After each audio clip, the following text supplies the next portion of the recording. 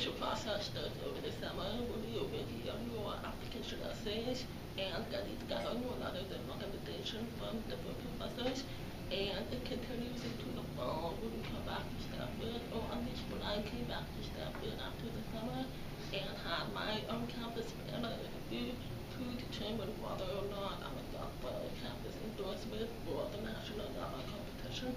After that campus interview, when you have submitted all of your application essays to those campus panelists for review, you are each was endorsed by Stanford, and that followed. After that followed about a month where I sat and waited to hear whether I got the final interview or not.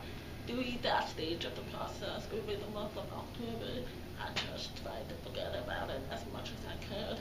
But at the beginning of November, when I heard that I got the final interview for the national level, I went back to thinking about my application, thinking about what I wanted to do, and also doing things like having a practice interview with some Stanford professors and with the Bechtel Overseas Resource Center, which was really helpful.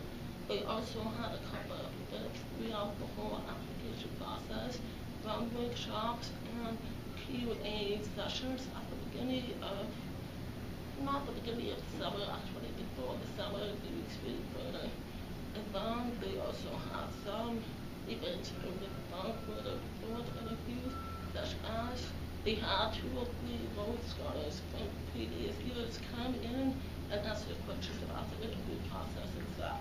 So I think the application process spans a long period of time from the spring when you're thinking about the value to the summer when you put together your application to the fall when you have your interviews. It's a good 6-month long process. I studied abroad at Oxford through Stanford's Bing Overseas Studies program during my 2 year, so 2 falls ago for this. And I thought it was such a rewarding experience for me that I decided it would be a wonderful opportunity to go back to that place if our academic system overrode, especially because I found Oxford to be so individually focused in terms of motivating your own studies and working on your own, something which I find inherently rewarding, and especially also because I studied English literature and found that to be the best possibilities to think about literature, literary history, the English language. That combination of factors made me want to go back. The interview was something that I thought about for many weeks beforehand, and going into the interview for the final selection day, I just told myself to have fun with it. That was my only goal, really, to think of it as an intellectual conversation that I was having with some really, really good people, and an opportunity to enjoy that kind of engagement with them. So I try not to think about the result of outcome too much. I just try to relax. And I don't know how I did it, but I was actually able to do that.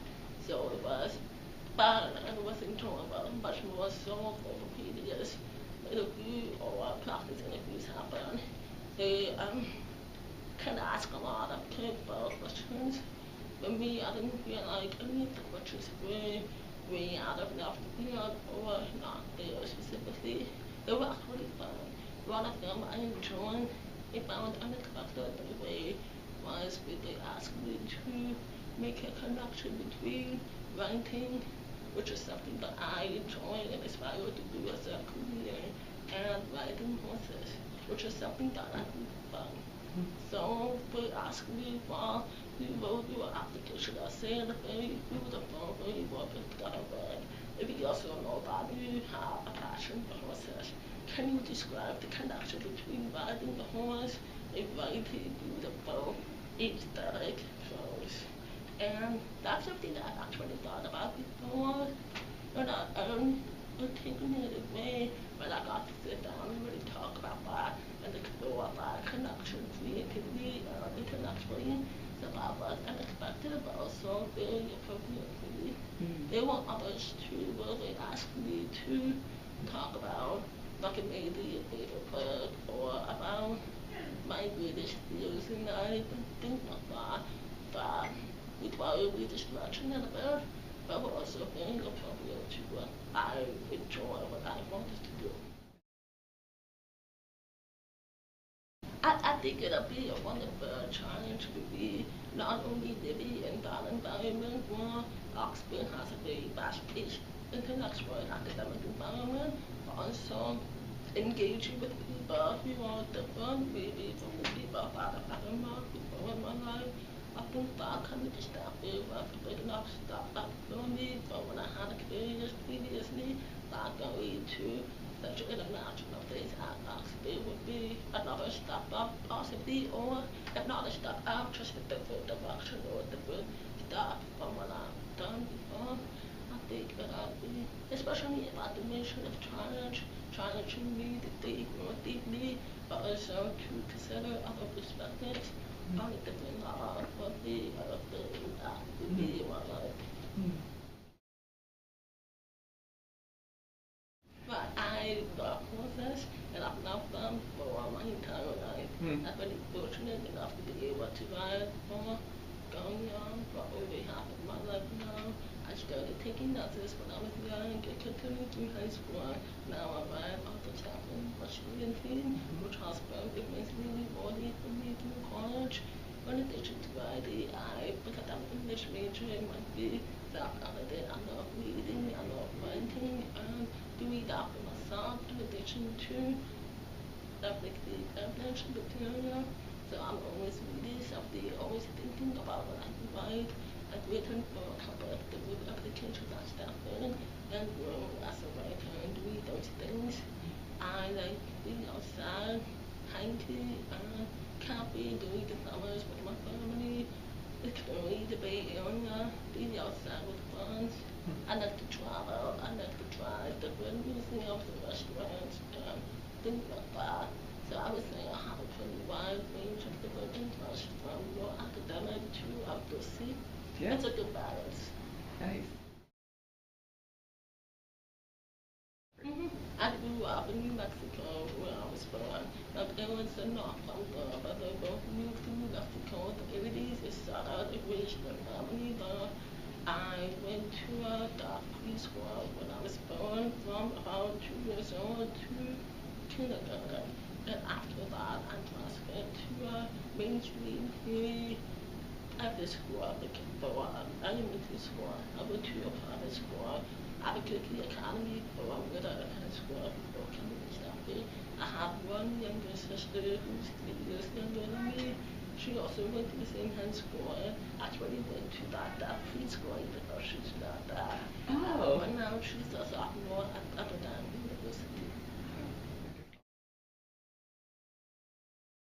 I feel like Stanford which need to do so many different things that I hadn't thought about doing before I came here. First off, just going to Oxford, I came here not really having travel that much or having had the opportunity to go on international travel. So when I came here, I thought as a English major or as someone who's interested in that, it would be neat to go to Oxford. So Stanford allowed me to take that extra step or go and try and do experiences that I had never really thought about doing before I came here. And one thing led to another.